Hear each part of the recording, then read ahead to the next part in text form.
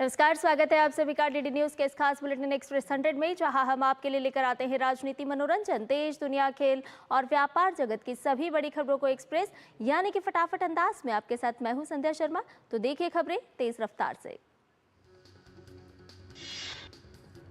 प्रधानमंत्री नरेंद्र मोदी आज सुबह 11 बजे अपने मासिक कार्यक्रम मन की बात के जरिए देश विदेश के लोगों के साथ अपने विचार करेंगे साझा।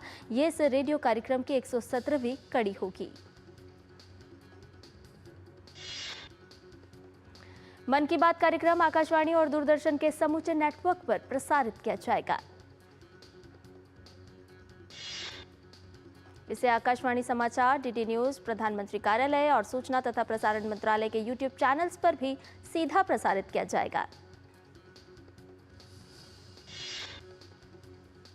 रक्षा मंत्री राजनाथ सिंह आज से मध्य प्रदेश के 2 दिवसीय दौरे पर रहेंगे।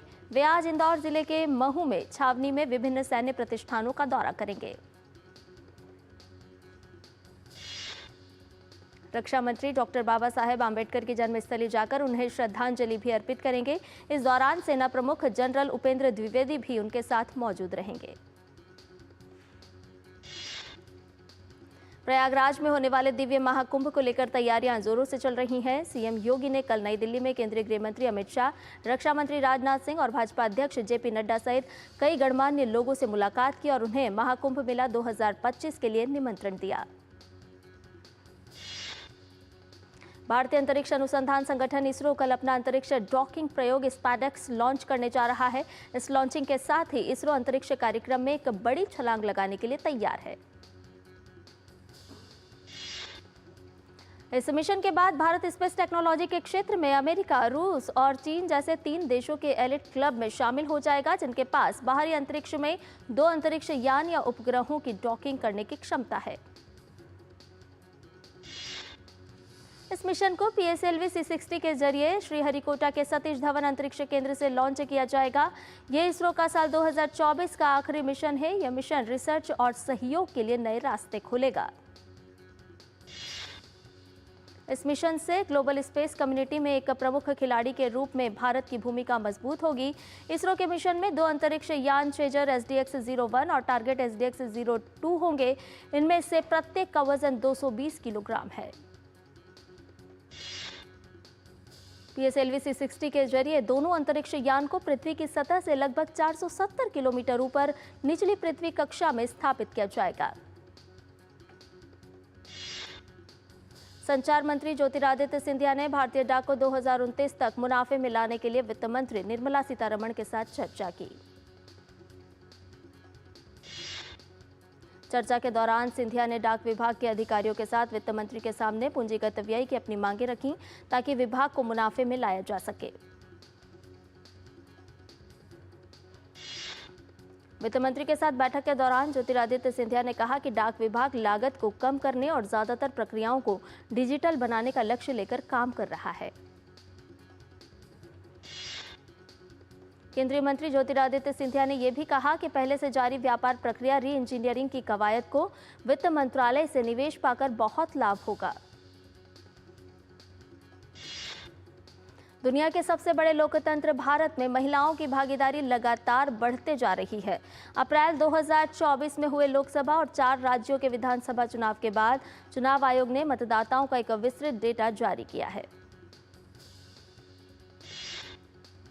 आंकड़ों के मुताबिक वर्ष 2024 में हुए लोकसभा चुनाव में कुल 97,57,51,847 मतदाताओं ने अपना मताधिकार का प्रयोग किया, जबकि वर्ष 2019 के लोकसभा चुनाव में मतदाताओं की संख्या 91,19,50,764 थी। महिला मतदाता प्रतिशत की अगर तुलना करें तो वर्ष 2019 लोकसभा चुनाव में महिला मतदाता का प्रतिशत 48.09% था, जो 2024 के लोकसभा चुनाव में बढ़कर 48.62% हो गया। महिला मतदाताओं की सर्वाधिक प्रतिशत हिस्सेदारी वाला राज्य पुडुचेरी रहा। यहां महिला मतदाता 53.03% थी, जबकि दूसरे स्थान पर 51.56% के साथ केरल रहा। वहीं लोकसभा चुनाव 2024 में इस बार चुनाव लड़ने वाली महिला उम्मीदवारों की संख्या 800 थी, जबकि 2019 में 726 महिला उम्मीदवार थी। महाराष्ट्र राज्य में सबसे अधिक 111 महिला उम्मीदवारों ने लोकसभा 2024 का चुनाव लड़ा। दिल्ली में चुनाव से पहले सियासत में सरगर्मी देखने को मिल रही है। हाल ही में आम आदमी पार्टी ने महिला सम्मान योजना का ऐलान किया था। पार्टी की ये योजना अब विवादों के घेरे में आ गई है। महिला सम्मान योजना के तहत महिलाओं को हर महीने 2100 रुपये दिए जाने का प्रावधान है। अब उपराज्यपाल ने इसी योजना के संबंध में जांच के आदेश दे दिए हैं। उपराज्यपाल के प्रधान सचिव ने मुख्य सचिव और पुलिस आयुक्त को पत्र लिखकर आम आदमी पार्टी द्वारा 18 वर्ष से अधिक आयु की प्रत्येक महिला को 1000 प्रतिमाह देने और आगामी विधानसभा चुनाव में सत्ता में लौटने पर इसे बढ़ाकर 2100 रुपये करने की घोषणा पर जांच के आदेश दिए हैं। राज्यसभा सदस्य स्वाति मालीवाल ने आम आदमी पार्टी के कामों पर सख्त सवाल उठाए हैं। स्वाति मालीवाल ने सोशल मीडिया प्लेटफॉर्म एक्स पर दिल्ली के द्वारका विधानसभा का एक वीडियो पोस्ट किया है। स्वाति मालीवाल ने लिखा है कि यह दिल्ली के द्वारका विधानसभा का वीडियो है। यहाँ पीने का पानी तो आता नहीं है, ऊपर से प्राइवेट टैंकर से पानी बेचने वाले का टैंकर भी टूटी सड़क में धंस गया।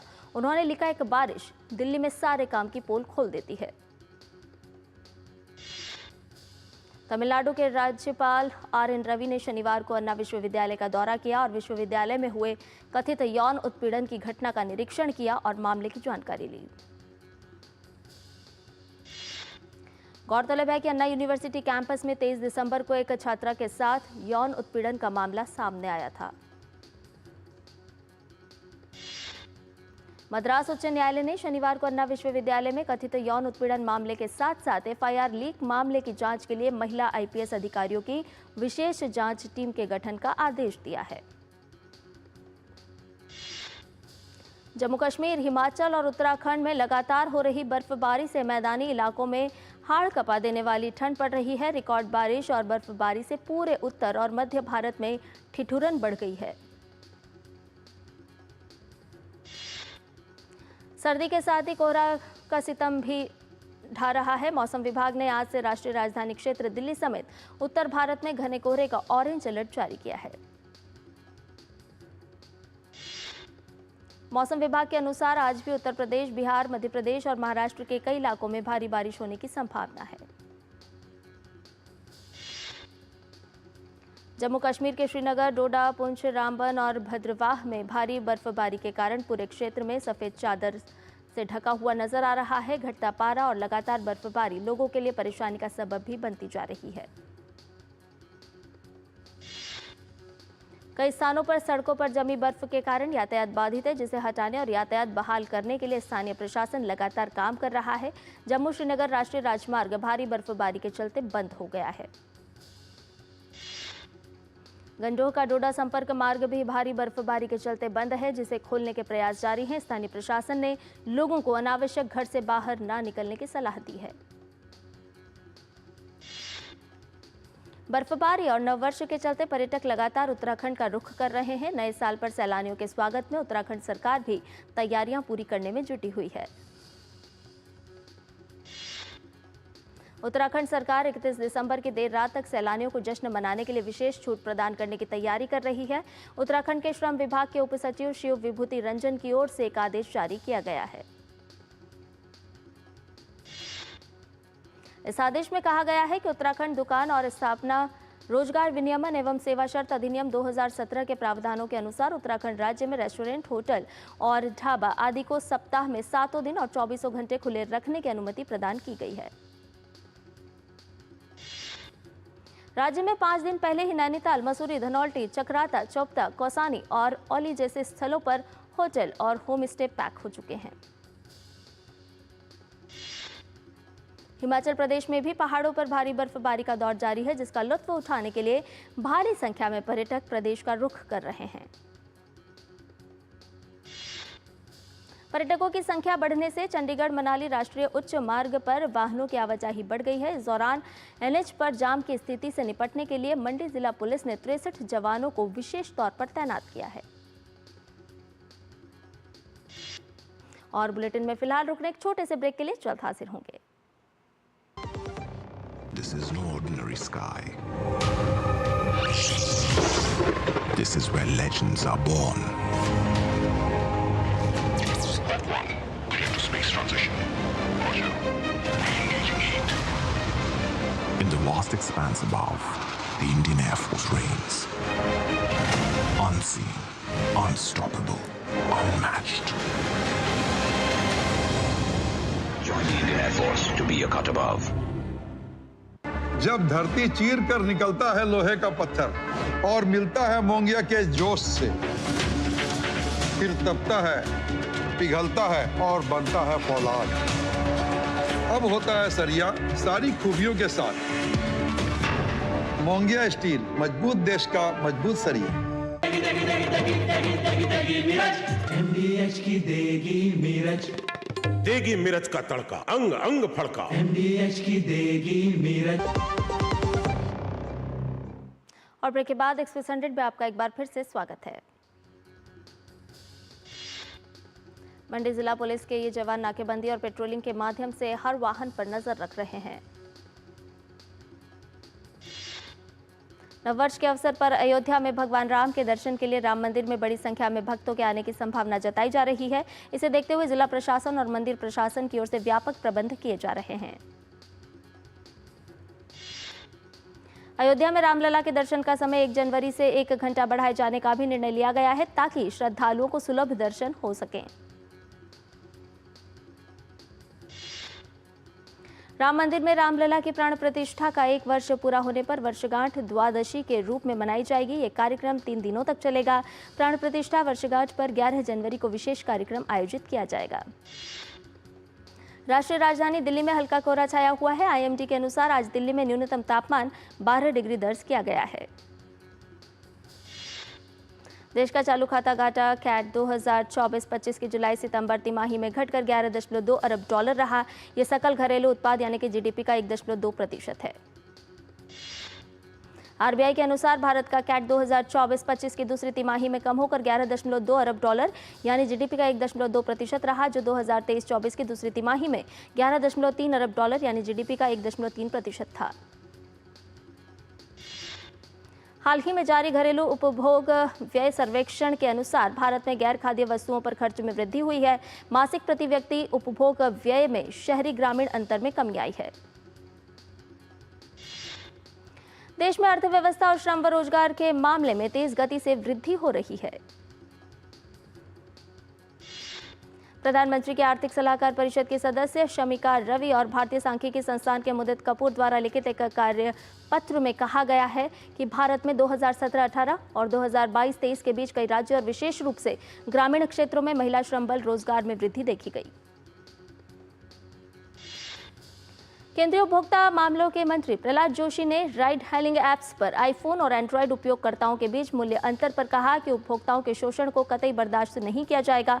बता दें कि एंड्रॉयड फोन का उपयोग करने वालों की तुलना में एप्पल उपयोगकर्ताओं से अधिक चार्ज करने के लिए प्रोग्राम किया गया था। इस साल ई श्रम पोर्टल पर श्रमिकों का रजिस्ट्रेशन 30 करोड़ के पार दर्ज किया गया है, जो असंगठित श्रमिकों के बीच इसके तेजी और व्यापक रूप से अपनाए जाने को दर्शाता है। असंगठित श्रमिकों को विभिन्न सामाजिक क्षेत्र की योजनाओं तक पहुंच प्रदान करने के लिए इस साल 21 अक्टूबर को ई श्रम पोर्टल लॉन्च किया गया था। रजिस्ट्रेशन की संख्या तेजी से बढ़ रही है और अक्टूबर 2024 के दौरान औसतन 60,000 प्रतिदिन रही। 1 जनवरी से 15 दिसंबर तक NCS पोर्टल पर वैकेंसी पेश की गई है, जिससे स्थापना के बाद से जुटाई गई कुल रिक्तियां 3.89 करोड़ हो गई।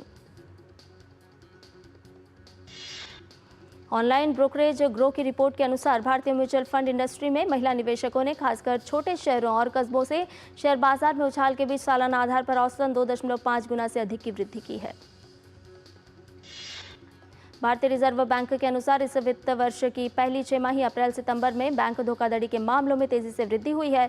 इस अवधि में बैंक धोखाधड़ी की कुल 18,461 घटनाएं हुई, जिनकी राशि 21,367 करोड़ रुपए थी। महाराष्ट्र में मुंबई के धारावी के पुनर्विकास की परियोजना पर काम कर रही company Dharavi development project private limited ने अपना नाम बदलकर Navbharat mega developers private limited कर लिया है। कंपनी ने बताया कि यह उसके नए सिरे से ब्रांडिंग का हिस्सा है, जिसके तहत नया कॉर्पोरेट विजन तय किया गया है। अग्रणी brokerage company Ventura securities limited ने अगले 2 साल में अदानी इंटरप्राइजेज के शेयरों के लिए 3,801 रुपए के बाजार मूल्य का लक्ष्य रखा है, जो मौजूदा स्तर से 57.8% का उछाल होगा। अदानी समूह की सबसे बड़ी कंपनी के शेयर का भाव फिलहाल 2,409 रुपए प्रति शेयर पर है।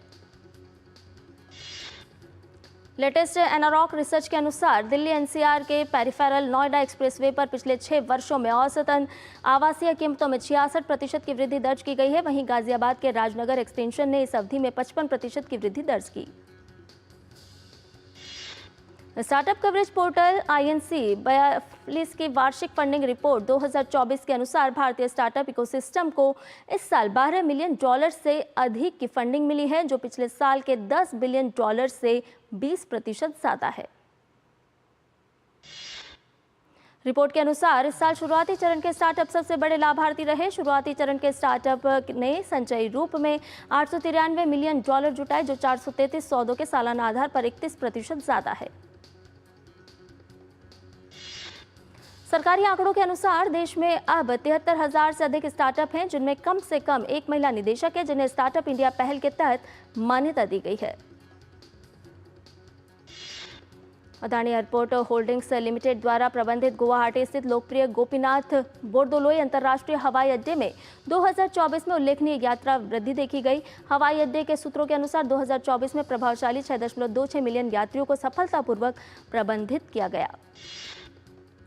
एक रिपोर्ट के अनुसार देश में इलेक्ट्रॉनिक्स क्षेत्र में 2027 तक 12 मिलियन नौकरियां उत्पन्न होने का अनुमान है, जिसमें 3 मिलियन प्रत्यक्ष और 9 मिलियन अप्रत्यक्ष भूमिकाएं होंगी। इलेक्ट्रॉनिक्स उद्योग का 2030 तक विनिर्माण उत्पादन में $500 अरब हासिल करने का महत्वाकांक्षी लक्ष्य है। इस लक्ष्य को पूरा करने के लिए इस क्षेत्र को अगले 5 वर्षों में 5 गुना बढ़ना होगा, जिससे $400 अरब के उत्पादन अंतर को पाटने की आवश्यकता है। दक्षिण कोरिया के मुआन अंतर्राष्ट्रीय हवाई अड्डे पर जेजू एयर का विमान लैंडिंग के दौरान दुर्घटनाग्रस्त हो गया। राहत और बचाव कार्य युद्ध स्तर पर जारी है। अधिकारियों के अनुसार इस हादसे में 47 लोगों के मारे जाने की खबर है, वहीं 2 लोगों को बचाया गया है। इस विमान में 175 यात्रियों के अलावा 6 क्रू मेंबर सवार थे। यात्री विमान बैंकॉक से वापस लौट रहा था। नए साल से पहले अफ्रीकी ब्राजीलियाई समुद्री देवी यमंजा की पूजा के लिए श्रद्धालु रियो डी जेनेरियो के प्रतिष्ठित कोपाकबाना समुद्र तट पर एकत्र हुए और पूजा की इस वार्षिक परंपरा के तहत उम्बांडा और कैंडोम्बल धर्म के अनुयायी सफेद कपड़े पहनते हैं और समुद्र तट पर स्थापित यमंजा की मूर्ति के चारों ओर गाते और नृत्य करके देवी को प्रसन्न करने का प्रयास करते हैं। यूक्रेनी ड्रोन के खिलाफ रूस के हमले में अजरबैजान एयरलाइंस का विमान दुर्घटनाग्रस्त हो जाने को लेकर रूस के राष्ट्रपति व्लादिमीर पुतिन ने अजरबैजान से माफी मांगी है। उत्तर कोरिया के नेता किम जोंग यून ने नए साल से पहले पिछले हफ्ते की देश की सत्तारूढ़ पार्टी के नीति निर्धारण के लिए एक महत्वपूर्ण बैठक की। फिलिस्तीनी आतंकवादी समूह हमास द्वारा बंधक बनाए गए इजरायली बंधकों के रिश्तेदारों ने अपने प्रियजनों को घर वापस लाने के लिए युद्ध विराम समझौते की मांग को लेकर साप्ताहिक विरोध प्रदर्शन के दौरान हनुक्का के तेल अवीव में मोमबत्तियां जलाकर प्रदर्शन किया। इजरायल की सेना ने शुक्रवार को उत्तरी गाजा में जिस अस्पताल पर छापा मारा था, वहां से दर्जनों चिकित्सा कर्मचारियों सहित 240 से अधिक फिलिस्तीनियों को हिरासत में ले लिया गया है, जिसमें अस्पताल के निदेशक भी शामिल थे। यमन के हुती समूह ने मध्य प्रांत अल बायदा के हवाई क्षेत्र में एक अमेरिकी MQ-9 ड्रोन को मार गिराने का दावा किया है। कतर के विदेश मंत्री शेख मोहम्मद बिन अब्दुल रहमान अल थानी ने दोहा में हमास प्रतिनिधिमंडल के साथ गाजा युद्ध विराम वार्ता पर बातचीत की। रूस ने कहा है कि वो 1 जनवरी से मोल्दोवा को गैस निर्यात बंद कर देगा। ईरान ने व्हाट्सएप और गूगल प्ले पर लगाए गए प्रतिबंधों को हटा दिया है, जिसके बाद ईरान में एक बार फिर से ये सुविधाएं बहाल हो गई हैं। पूर्वी ऑस्ट्रेलिया के मध्य क्वींसलैंड तट पर शार्क के हमले में एक 40 वर्षीय व्यक्ति की मौत हो गई। पिछले 1 महीने में मध्य क्वींसलैंड में ये दूसरी घटना है। सूडान के अल फशर शहर में 2 कैंपों पर अर्धसैनिक बल रैपिड सपोर्ट फोर्स के हमलों में कम से कम 20 नागरिक मारे गए और 17 अन्य लोग घायल हो गए। किर्गिस्तान के जलालाबाद में चीन किर्गिस्तान उज्बेकिस्तान रेलवे परियोजना का शुभारंभ किया गया। इस मौके पर चीन के राष्ट्रपति शी जिनपिंग के विशेष दूत और राष्ट्रीय विकास एवं सुधार आयोग के निदेशक चंग शानचे ने समारोह में भाग लिया। मध्य गाजा पट्टी में मघाजी शरणार्थी शिविर के एक घर पर शनिवार को इजरायली हवाई हमले में कम से कम 9 फिलिस्तीनी मारे गए और कई अन्य घायल हो गए। और बुलेटिन में फिलहाल रुकने एक और छोटे से ब्रेक के लिए जल्द हाजिर होंगे। चाची सुनो, खाने में कोई स्वाद नहीं है। अरे किफायती लाल, सस्ते वाले दाल मसाले, स्वाद हुआ बेकार, एकदम बकवास। इधर कीमती लाल को देखो, खाना बना कमाल। MDH की हल्दी मिर्ची धनिया करे कमाल। ये रंग दे, ये खुशबू दे, ये तीखा, ये कम पड़े। समझे किफायती लाल का निराला MDH मसाला।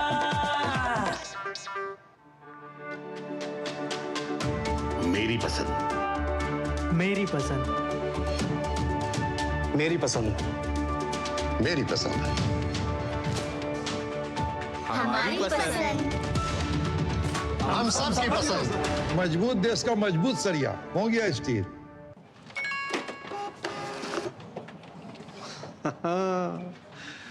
मान लो आपके बॉस का मैसेज आए कि इमरजेंसी है, अभी का अभी गिफ्ट कार्ड और वाउचर खरीद के पर्सनल मेल पर भेजो, क्या करोगे? भेज दोगे? बॉस, ये बॉस नहीं, बॉस की तस्वीर लगा के फ्रॉडगिरी करने वाले हैं। मैं बॉस का फेवरेट बनना चाहता हूँ, पर मूर्ख नहीं हूँ। याद रहे, UPI सेफ है, पर कोई आपको बेवकूफ बनाना चाहे तो कहो मैं मूर्ख नहीं हूँ। MDH का किचन किंग किचन में हो तो हम सब कुछ बना सकते हैं। बैंगन का भरता, आलू गोभी, भिंडी मसाला और भी बहुत कुछ। MDH। और ब्रेक के बाद एक्सप्रेस 100 में आपका एक बार फिर से स्वागत है।